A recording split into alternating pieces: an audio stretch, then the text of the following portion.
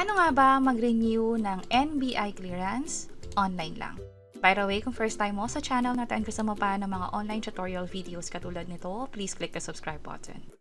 Doon sa luma nating NBI Clearance, merong NBI ID number doon, which is dito siya nakalagay sa umpisa pa lang.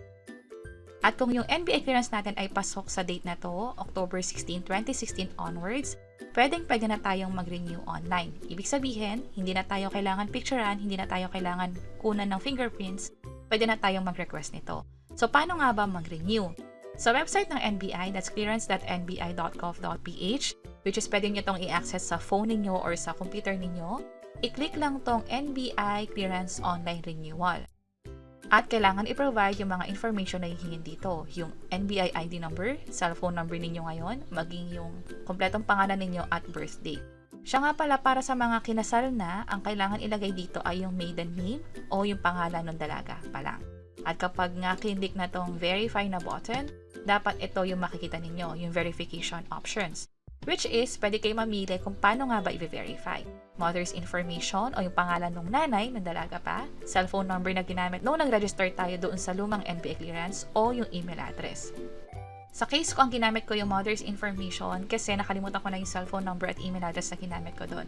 So, nung nilagay ko naman dito yung pangalan ng nanay at yung birthplace din, nag-proceed naman siya sa next step at nakita ko na tong information sa akin. Andito yung picture, yung complete name, civil status at iba pa, maging yung contact details. Kapag okay na-review na natin lahat ng info, i-check lang tong I confirm and certify that details are correct. I-click ko lang tong continue.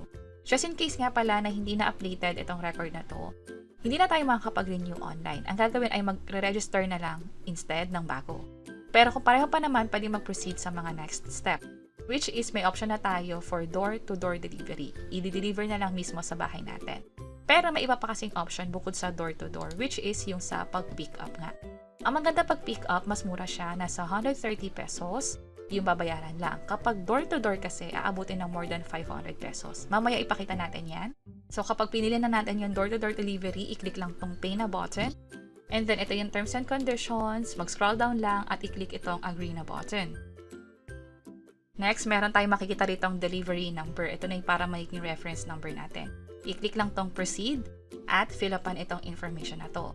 Ito yung information tungkol sa mga ka-receive ng NBI clearance ninyo. So, ilagay dito kung sino yung mga katanggap ng NBI clearance, magiging email address at yung address na din. Meron ditong remarks o palatandaan para nga naman mas mapadali pa yung pag-deliver. And speaking of that, pwede rin namang ipin yung location dito sa map nila pag nag-scroll down kayo. And scroll down lang ulit, i-check itong I agree sa terms and conditions and privacy policy bago i-click itong proceed na button. Magpapakita na yung amount na kailangan bayaran. Ito rin yung iba't ibang option. Paano nga ba siya bayaran? Pwedeng credit card na Mastercard, pwedeng PayMaya, To Go, 7-Eleven, Palawan Pawn Shop, e-wallets, kasama na dyan ang GCash, Alipay, WeChat Pay, or Union Pay. Or pwede rin naman yung cash. Pupunta na lang tayo sa Bayad Center, sa To Go, sa EBs, sa Posible, or Cebuana de Villar kung gusto nating bayaran ito ng cash. Kapag cash yung pipiliin natin, ito nga pala yung validity period kung saan hanggang kailan lang to pwedeng bayaran. Meron tayong 24 hours para bayaran ito. Andito nga pala yung QR code at yung reference number natin na siyang ipapakita natin kapag magbabayad na either sa Bayad Center, Cebuana de Villar o yung iba pang pinakita natin kanina, which is ito yon. At kapag nga nakapagbayad na tayo successfully, hintayin na lang na ma-deliver ito. Gaano katagal? Pwedeng umabot ng 3 to 7 days for Metro Manila at sa Luzon. Visayas and Mindanao, pwedeng mas matagal, 7 to 10 days. Pero may pagkakataon na pwedeng mas matagal pa, lalo kung may issue doon sa NBI clearance. O di naman kaya may mga hindi inaasahang pangyayari katulad ng bagyo, pagbaha o iba pa. And lastly, idagdag ko na rin very quick na just in case ang pinili nyo nga pala ay for pick up, ibig sabihin magre-renew kayo online, pero imbis na ipa-deliver sa inyo, pupunta kayo sa main site sa NBI Clearance Center doon sa UNAB sa Taft, Manila.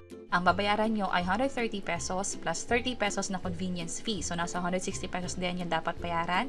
Merong iba't ibang option para bayaran ito, pwedeng sa Bayad Center, sa mobile app ng Bayad Center, then EasyPay, 7-Eleven, pwede ang credit card or debit card na Visa or Mastercard, pwede rin naman ang GCash. So, nasa sa inyo kung paano nyo ma-receive yung nirenew nyong NBI clearance, whether pick up or delivery. And that's it. Sana nakatulong tong video na to. Kung oo, pakiclick ang like button at para sa iba't ibang mga tutorial videos, pwede nyo i-check ito nasa baba. Sana makatulong. See you sa next videos.